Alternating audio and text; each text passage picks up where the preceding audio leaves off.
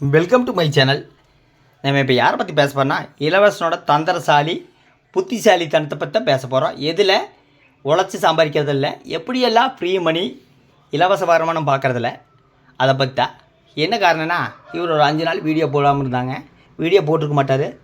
அவங்க சப்ஸ்கிரைபரில் அண்ணன் வேலைக்கு போயிட்டார், அண்ணன் ஃபோன் எடுக்க மாட்டேங்கிறாரு, இலவசம் வீட்டில் என்னாச்சுங்க, அவர் நல்லா இருக்கிறாருங்களா, அவர் குடிக்க வேண்டாம்னு சொல்லுங்கள், அவர் எப்படி இருக்காங்க, அவர் ஃபோன் பண்ணால் எடுக்க சொல்லுங்கள், ஃபோன் பண்ணால் எடுக்க மாட்டேங்கிறாங்க. இதுதான் வேலை. தமிழ்நாட்டில் எத்தனையோ பிரச்சனை இருக்குது. இன்றைக்கி இலவசம் பிரச்சனை தான் அவங்க சப்ஸ்கிரைபருக்கு வேலை. என்ன காரணம்னா, தமிழ்நாட்டில் எத்தனையோ பேர் குடிச்சிட்டு கணவன் மனைவி சண்டையில் இன்றைக்கி பிரிஞ்சு வாழ்கிறாங்க. அவங்களெல்லாம் போய் திருத்துவாங்களான்னு கேட்டால் இலவசம் மட்டும்தான் திருத்தணும். அடுத்தவங்கள திருத்தினா அது ஆகாது. உள்நோக்கம். நான் லிஸ்ட்டு கொடுக்குறேன். கோயம்புத்தூர், பொள்ளாச்சி, திருப்பூர், ஈரோடு, கோபிச்செட்டிப்பாளையம் இதெல்லாம் லிஸ்ட்டு கொடுக்குறேன். அவங்களையும் போய் திருத்துங்க. இவர் திருத்தினா மட்டும் உங்களுக்கு உள்நோக்கம்னு அர்த்தம். உங்கள் வீட்டில் அரிசி பருப்பு வேகுதோ இல்லையோ, இலவசம் வீட்டில் என்ன நடக்குதுன்னு உங்களுக்கு தெரிஞ்சே ஆகணும்.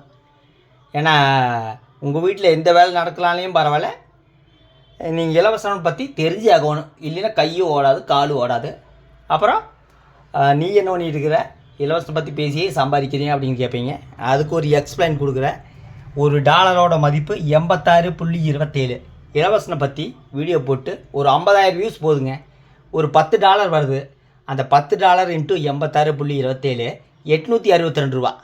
சரி, $12 எடுத்துங்க. 12 இன்ட்டு 86.27 1000 ரூபா. இந்த 1000 ரூபா சம்பாதிக்கணும்னா 3 மாதம் ஆயிரும். $100 வந்தால் தான் யூடியூப்பில் பணம் அனுப்புவாங்க. அந்த $100 மதிப்பு 8500 ரூபா. 3 மாதத்துக்கு 8500 ரூபா எதுக்கு பத்து? உட்காந்து கையை வச்சுட்டு எந்த வேலை வெட்டிக்கு போகாமல் உட்காந்தா அந்த 8500 வரும். இந்த 8500 ரூபா நான் ஒரே நாளில் எடுத்து போடுவேன். இன்னைக்கு 862 ரூபா நான் 10 செகண்டில் நான் சம்பாதிச்சிருவேன். இது அவங்க சப்ஸ்கிரைபர் தெரியணும். இல்லைன்னா கொந்தளிச்சுட்டு பேசுவாங்க, அவன் பற்றி வீசு வருமானம் பார்க்குறேன்ட்டு. அப்புறம் இன்றைக்கி இலவசனோட சாகாக்கள் தூதர்கள்லாம் கிளம்பிட்டாங்க.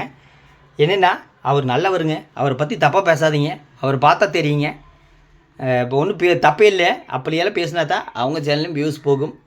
மொத்தத்தில் இலவசம் வீட்டில் என்ன நடக்குது, ஏது நடக்குதுங்கிறத அவங்க சப்ஸ்கிரைபருக்கு இதே வேலை. என்ன காரணம்னா, அவருக்கே தெரியும்.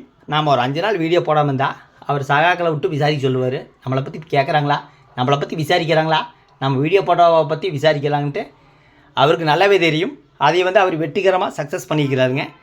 அப்புறம் பார்த்திங்கன்னா, நேற்று ஒரு 3 வீடியோ போட்டிருப்பார். 3 வீடியோ லட்சக்கணக்கில் வியூஸ் தான். மனசே சரியில்லைட்டு ஒரு வீடியோ போட்டிருப்பார். அது என்ன சொல்கிறாருன்னா, மனைவிக்கு ஃபோன் பண்ணுறாரு, அதையும் வீடியோ எடுக்கிறாரு. அதான் வேடிக்கை. இவர் வீடியோ எடுக்கிறது புதுசு இல்லை, பல வீடியோவில் நிறைய டைம் சொல்லிக்கிறாரு. அப்புறம் என்னங்கிறாருன்னா, நான் போதையில் பண்ணிட்டேங்கிறார். அதுக்கு அந்த அம்மையாருன்னு சொல்கிறாங்க, நீங்கள் போதையில் பண்ணாலும் சரி, இன்னொன்னாலும் சரி, என்னை வீட்டு விட்டு வெளியே நான் இன்னொரு கல்யாணம் பண்ணிக்கிறேன் அப்படின்ட்டு சொன்னீங்க அப்படின்ட்டு இதே அவர் வீடியோ எடுக்கிறாரு. இதை பார்த்துங்க, இதுதான் அவர் கேவலத்தின் உச்சம். இன்றைக்கி அவர் சண்டை பிடிக்கிற வீடியோ, லைவ் வீடியோ எல்லாம் போட்டு லட்சக்கணக்கில் வருமானம் பார்த்தாச்சு. இனி அடுத்த கான்செப்ட்டுக்கு கொண்டு வரணும் இல்லைங்க. அதுதான் பக்காவான ஸ்க்ரீன் ப்ளே. 2 பேர் சேர்ந்து போடுற பக்காவான ஸ்க்ரீன் ப்ளே. டிவி, சீரியல், சினிமாவில் மிஞ்சிரோன்னு ஆடியன்ஸ் பழிச்ச பார்த்தாரு. அதில் சக்ஸஸ் பண்ணிட்டார். நேற்று சக்ஸஸ் பண்ணிட்டார். அப்புறம் மனைவி வீட்டுக்கு போகிறாரு. அந்த அம்மா என்ன சொல்லுது, நான் உங்களுக்கு 10,000 ரூபா கொடுத்துட்டு தானே போனேன் அப்படிங்கிறாரு. அந்த 10,000 ரூபாயை 6 நாளில் காலி பண்ணிக்கிறாரு. இந்த 10,000 ரூபா இருந்தால் ஒரு சராசரி குடும்பம் 20 25 நாள் வச்சு வாழலாம், மிடில் கிளாஸ். ஆனால் ஒரு 10,000 ரூபா 6 நாளில் காலி பண்ணிக்கிறாரு. அந்த அம்மா காசு கொடுத்து தான் அவங்க கோவிச்சிட்டு அம்மா வீட்டுக்கு போயிருக்குது. அப்புறம் மோதிரத்தை கழட்டி கொடுக்குறாரு.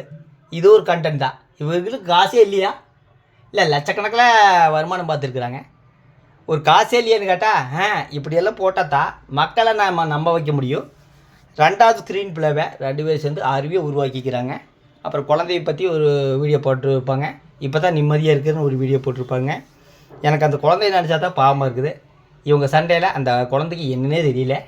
பெரியவனான கடைசியில் கண்டிப்பாக ஒரு நாள் கேள்வி எழும். அப்போ இவங்க என்ன பதில் கொடுக்குறாங்கன்னா, அதெல்லாம் கண்டுக்காத, நான் உன்னை வச்சு தான் வீடியோ போட்டு வருமானம் பார்த்துருக்குறோம், நீ அதெல்லாம் பேசக்கூடாதுன்னு வாயடிச்சிருவாங்க. மொத்தத்தில் பார்த்திங்கன்னா, தமிழ்நாட்டில் எத்தனையோ பிரச்சனை இருக்குது. தமிழ்நாட்டோட பொருளாதாரத்தை பற்றி அவங்க சப்ஸ்கிரைபர் தெரியுமா தெரியலன்னா நான் சொல்கிறேங்க. தமிழ்நாட்டில் உள்ள பொருளாதாரம் 13.67. முதல் இடத்துல மகாராஷ்டிரா, 2வது இடத்துல தமிழ்நாடு இருக்குது. அதை விட்டு போட்டு இலவசனுக்கு என்னாச்சுங்க? இலவச வீடியோ போட சொல்லுங்கள். ஒன்று பண்ணுங்கள், தமிழ்நாடு முதல்வருக்கு ஒரு கோரிக்கை வைங்க. நம்ம இலவசம் காய்கறி பிரச்சனை எப்படியாவது தீர்த்து வைங்க. ஏன்னா எங்களுக்கு அவங்க வீடியோ பார்க்கலன்னா தூக்கம் வர மாட்டேங்குது. நானும் வேணால் ஒரு கோரிக்கை வைக்கிறேன்.